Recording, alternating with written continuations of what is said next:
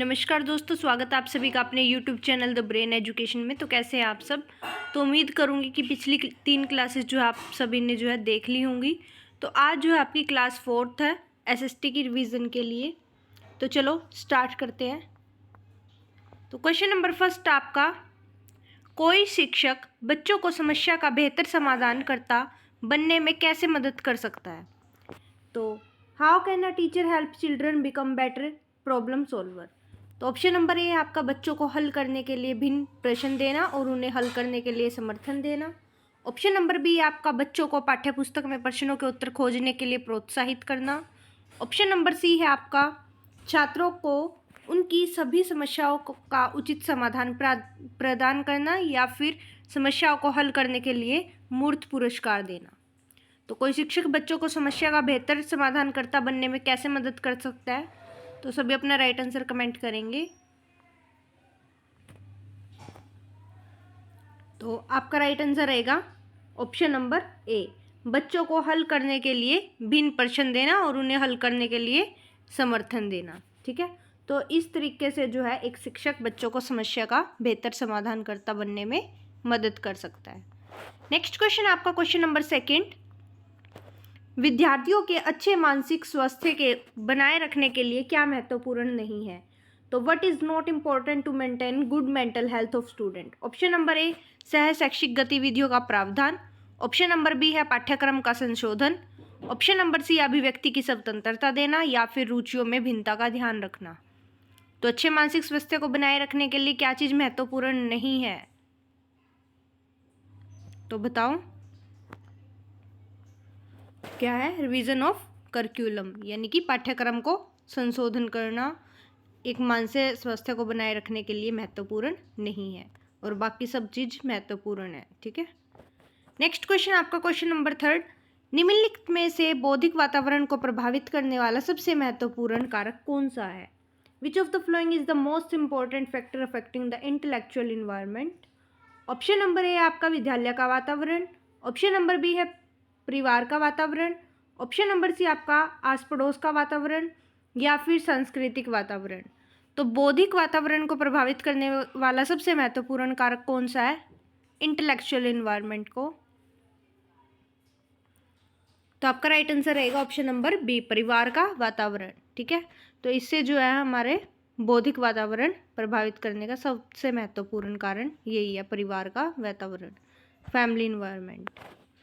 Next question आपका, question number fourth, निम्न में से कौन सी व्यक्तित्व मापन की प्रक्षेपी विधियां हैं। विच of the flowing of projective method of personality measurement. Option number ए, निर्धारण मापनी यानी कि रेटिंग स्केल। ऑब्जर्वेशन, इंटरव्यू या फिर कंटेक्चुअल इंटेलिजेंस टेस्ट। तो निम्न में से कौन सी व्यक्तित्व मापन की प्रक्षेपी विधियां हैं। तो आपका राइट आंसर रहेगा ऑप्शन नंबर डी, प्रासंगिक अंतर्बोध परीक्षण, कंटेक्चुअल इंटेलिजेंस टेस्ट। ये जो है मापन की प्रक्षेपी विधियां हैं। नेक्स्ट क्वेश्चन आपका, क्वेश्चन नंबर फिफ्थ, निम्नलिखित में से कौन सा कथन बाल विकास के सिद्धांतों के बारे में गलत है। Which of the following statement is incorrect about theories of child development. Option number A है, विकास का निश्चित और अनुमानित स्वरूप का अनुसरण करता है। ऑप्शन नंबर बी है, सभी व्यक्ति अपने विकास में समान हैं। ऑप्शन नंबर सी है, विकास आनुवंशिकता और पर्यावरण का उत्पाद है।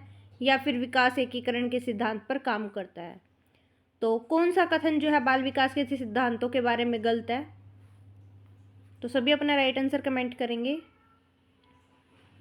तो ऑप्शन नंबर बी जो आपका राइट आंसर है, सभी व्यक्ति अपने विकास में समान हैं।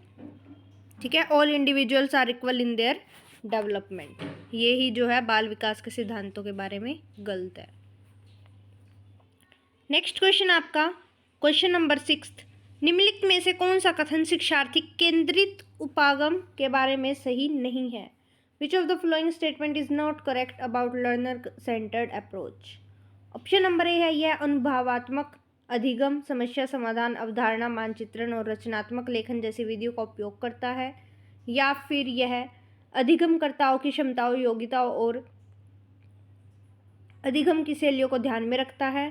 यह अन्वेषण, अवलोकन और जांच के महत्व पर बल देता है।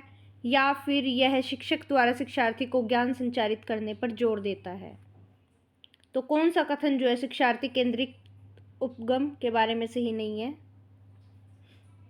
तो आपका राइट आंसर रहेगा option number D.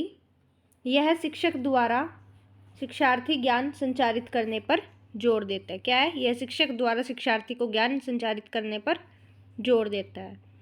Next question आपका क्वेश्चन नंबर 7। किसे अनुबंधन या कंडीशनिंग का जनक कहा जाता है? Who is called the father of conditioning?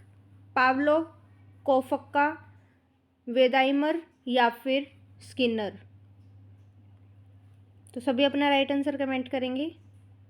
किसे अनुबंधन का जनक कहा जाता है? तो आपका राइट आंसर रहेगा ऑप्शन नंबर ए, पावलोव को। किसको कहा जाता है? पावलोव को। नेक्स्ट क्वेश्चन है क्वेश्चन नंबर 8। समालोचनात्मक चिंतन एक व्यक्ति को क्या करने के लिए क्षमताओं और कौशल का विकसित करने में मदद करती है? Critical thinking helps a person develop ability and skills to. उचित व्याख्या, विश्लेषण, मूल्यांकन और अनुमान, मूर्त अनुभव प्रदान करना, प्रतिक्रिया करने के तरीकों के बारे में सोचना, या फिर किसी चीज़ का बनाना और निर्माण करना? बताओ। तो आपका राइट आंसर रहेगा ऑप्शन नंबर ए, उचित व्याख्या, विश्लेषण, मूल्यांकन और अनुमान। ये जो है आपको कौशल विकसित करने में मदद करता है। नेक्स्ट क्वेश्चन आपका क्वेश्चन नंबर 9। बाल अपराध का कारण क्या नहीं है? शारीरिक दोष, गरीबी, असफलता, उचित घरेलू वातावरण। तो बाल अपराध का क्या कारण नहीं है? Juvenile delinquency is not caused by. तो आपका राइट आंसर रहेगा ऑप्शन नंबर डी, उचित घरेलू वातावरण जो है बाल अपराध का कारण नहीं है। नेक्स्ट क्वेश्चन आपका क्वेश्चन नंबर 10। विकास तब होता है जब development occurs when. Option number ए, पर्यावरणीय बाल जीव पर काम करते हैं, या फिर पर्यावरणीय बल एक जीव में वंशानुगत बलों के साथ अंतक्रिया करते हैं, ये दोनों, या फिर इनमें से कोई नहीं। तो विकास तब होता है जब पर्यावरणीय बल एक जीव में वंशानुगत बलों के साथ अंतःक्रिया करते हैं। तो आपका राइट आंसर रहेगा option number B. Next question आपका क्वेश्चन नंबर 11। परिज्ञान को इस प्रकार परिभाषित किया जा सकता है। ऑप्शन नंबर ए है अंतर्ज्ञान का एक रूप जो वृत्ति से निकटता से जुड़ा हुआ हो। ऑप्शन नंबर बी, किसी समस्या के समाधान के लिए वैज्ञानिक पद्धति का एक व्यवस्थित अनुप्रयोग, अनुभव का अचानक पुनर्गठन, या फिर रचनात्मक में शामिल प्रेरणा का एक रूप। तो परिज्ञान को इस प्रकार से प्रभावित किया जा सकता है। तो किस प्रकार से परिभाषित किया जा सकता है? तो आपका राइट आंसर रहेगा ऑप्शन नंबर सी, अनुभव का अचानक पुनर्गठन, sudden reorganization of experience. Next question आपका, प्रेरणा अधिगम की प्रक्रिया में in the process of motivation learning नई शिक्षा को पुरानी शिक्षा से अलग करती है, शिक्षार्थियों को एक दिशा में सोचने पर मजबूर करती है, शिक्षार्थियों के बीच सीखने के लिए रुचि उत्पन्न करती है, या फिर शिक्षार्थियों को की स्मृति को तेज करती है। तो प्रेरणा अधिगम की प्रक्रिया में क्या होता है? ये जो है शिक्षार्थियों के बीच सीखने के लिए रुचि उत्पन्न करती है। ठीक है, तो आपका राइट आंसर रहेगा option number C. Next question है आपका क्वेश्चन नंबर 13। निम्नलिखित में ध्यान रखते हुए अर्थव्यवस्था का सिद्धांत, लचीलेपन का सिद्धांत, विविधता का सिद्धांत, या फिर कार्यक्षमता का सिद्धांत। तो CCE के 3 सिद्धांत बताइए। तो ये तो एक लचीलेपन का सिद्धांत है, विविधता का और कार्यक्षमता का सिद्धांत है। तो ये जो तीनों है CCE के सिद्धांत है। तो आपका राइट आंसर रहेगा ऑप्शन नंबर डी। ठीक है, नेक्स्ट क्वेश्चन है क्वेश्चन नंबर 14। एक अच्छे प्रश्न पत्र की क्या विशेषता होती है? What are the characteristic of good questions paper? वैधता यानी कि लेजिलिटी, विश्वसनीयता, रिलायबिलिटी, बोथ, या फिर व्यापकता और विस्तृत, ब्रॉडनेस, एक्सटेंसिव। तो एक अच्छे प्रश्न पत्र की क्या विशेषता होती है? Option number C is the right answer, legibility और रिलायबिलिटी, ये दोनों चीज़ें होनी चाहिए। ठीक है, तो आपका राइट आंसर रहेगा option number C. Next question आपका क्वेश्चन नंबर 15। निम्नलिखित में से किस कारक का अधिगम पर सबसे कम प्रभाव पड़ता है? Which of the flowing factor has the least impact on learning? Option number A है थकान यानी कि टायर्डनेस, आयु, एज, रोग, डिजीज या फिर लिंग भेद, sexism. Which of the flowing has the list impact on learning? तो आपका राइट आंसर रहेगा ऑप्शन नंबर डी, लिंग भेद। क्या? लिंग भेद। नेक्स्ट क्वेश्चन है क्वेश्चन नंबर 16। क्वेश्चन नंबर 16 है आपका, कक्षा परीक्षाओं में सबसे अच्छा प्रदर्शन करने के लिए एक बच्चे की विफलता हमें विश्वास करने के लिए प्रेरित करती है। The failure of a child to perform well in class examination leads to believe that. मूल्यांकन परोक्ष कारक है और इसका उपयोग स्पष्ट रूप से विफलताओं की पहचान करने के लिए किया जा सकता है। ऑप्शन नंबर बी है, पाठ्यक्रम, शिक्षा शास्त्र और मूल्यांकन प्रक्रियाओं पर चिंतन करने का आवश्यकता है। ऑप्शन नंबर सी है आपका, कुछ बच्चों को इस बात की परवाह किए बिना असफल माना जाता है कि सिस्टम कितनी मेहनत करता है, या फिर बच्चे कुछ क्षमताओं और कमियों के साथ पैदा होते हैं। तो कक्षा परीक्षाओं में अच्छा प्रदर्शन करने के लिए एक बच्चे की विफलता हमें विश्वास करने के लिए प्रेरित करती है कि, सभी अपना राइट आंसर कमेंट करेंगे। तो ये इसका आंसर जो है आप कमेंट बॉक्स में आंसर ज़रूर करेंगे सोच समझ के, ठीक है। तो ये क्वेश्चन जो है आपके लिए है, क्वेश्चन नंबर 16 आप बताओगे कमेंट बॉक्स में। नेक्स्ट क्वेश्चन आपका क्वेश्चन नंबर 17। निम्नलिखित में से आत्मचतुर व्यक्ति के पास मौजूद बुद्धि को किस बुद्धि के रूप में माना जाता है? Which of the following intelligence possessed by a self intelligent person is known as? Option number A है आपका पारस्परिक बुद्धि। ऑप्शन नंबर बी है दृश्य स्थानिक बुद्धि। ऑप्शन नंबर सी है आपका अंतर्व्यक्तित्व बुद्धि, या फिर शारीरिक गति संवेदी बुद्धि। तो आपका राइट आंसर रहेगा ऑप्शन नंबर सी, अंतर्व्यक्तित्व बुद्धि। इंटरपर्सनल इंटेलिजेंस जो है process by a self intelligent person, ठीक है। नेक्स्ट क्वेश्चन आपका क्वेश्चन नंबर 18। विद्यार्थियों को दिए जाने वाले परामर्श की सर्वाधिक उपयोगिता यह है कि the most useful advice given to students is that.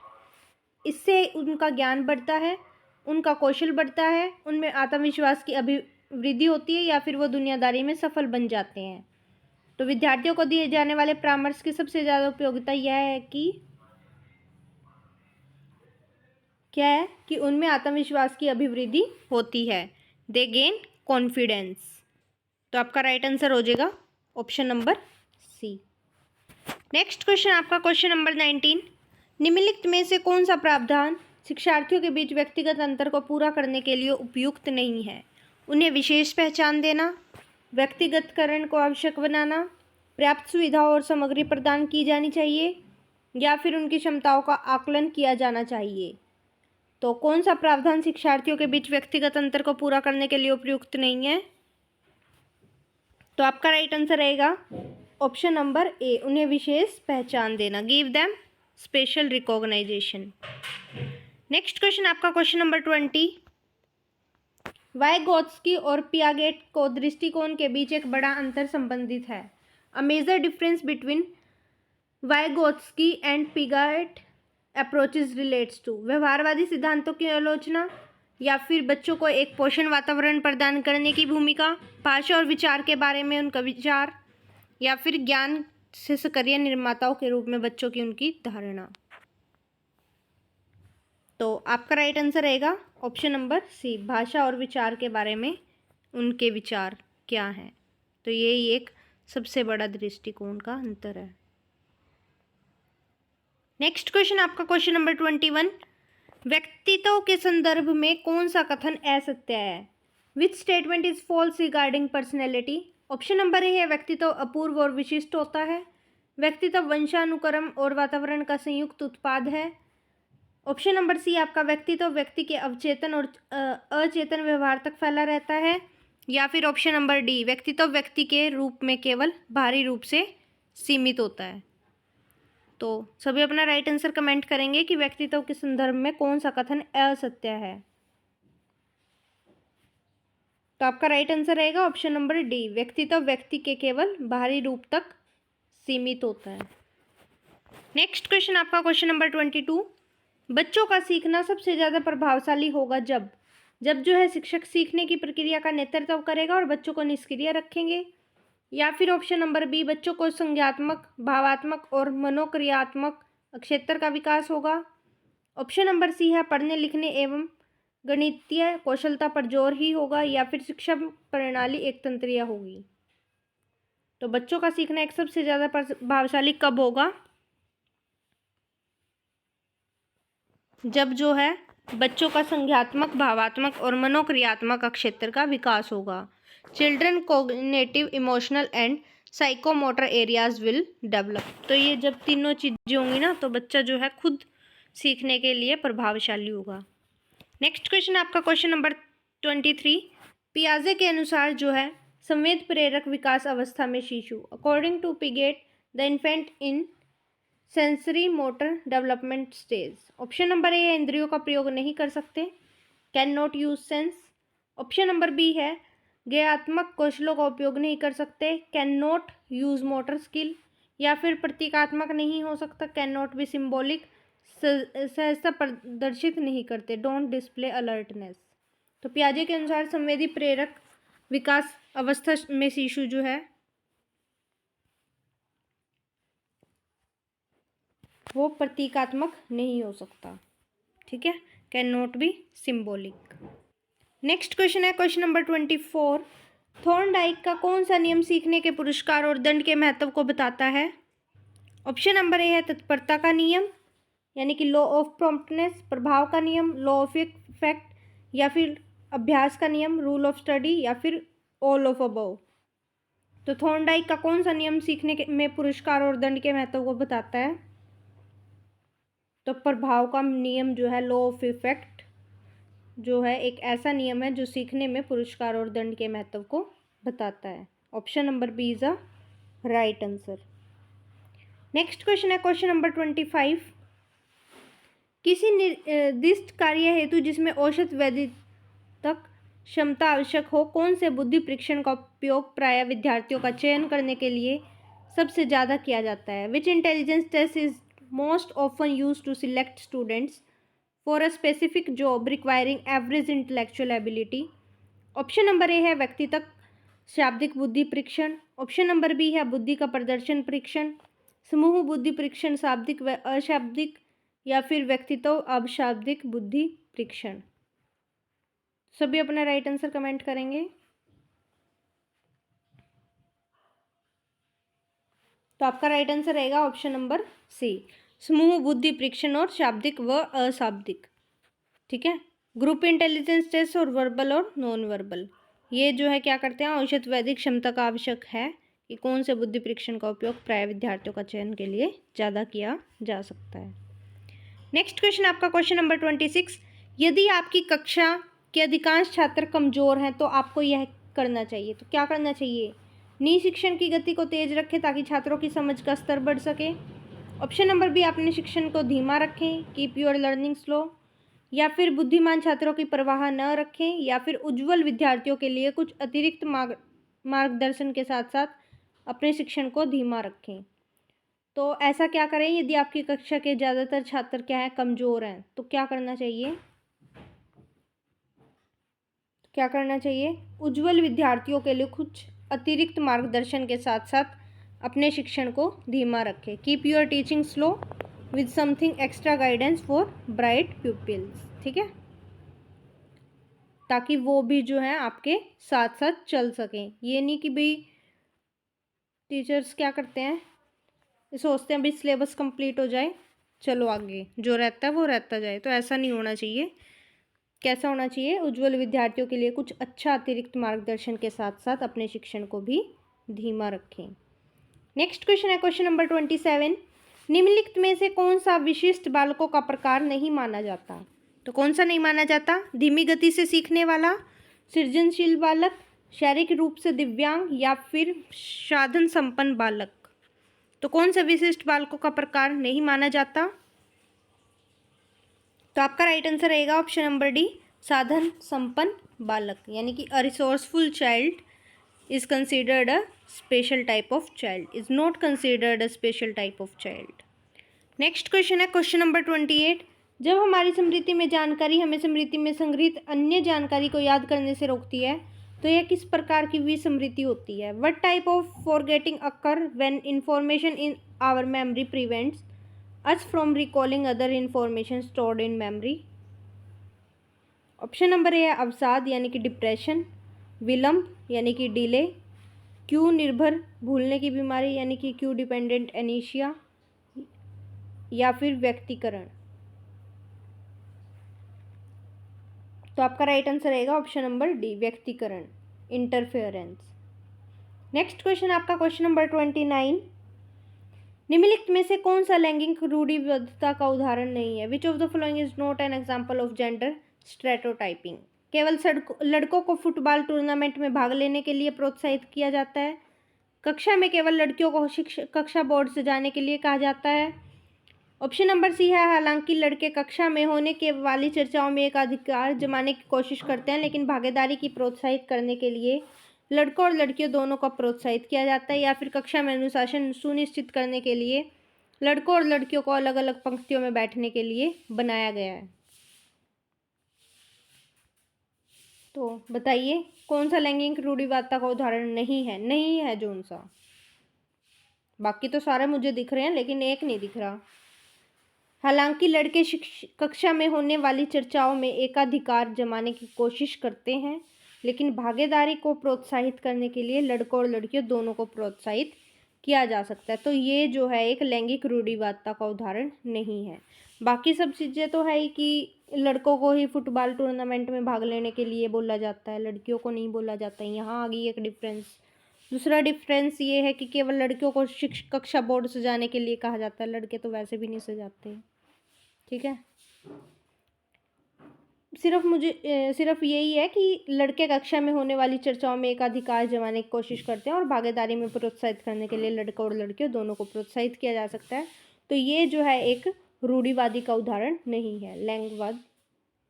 ठीक है, और कक्षा में सुनिश्चित करने के लिए लड़कों और लड़कियों को अलग अलग पंक्तियों में बैठने के लिए बनाया गया है। ये भी एक क्या है, भेदभाव है।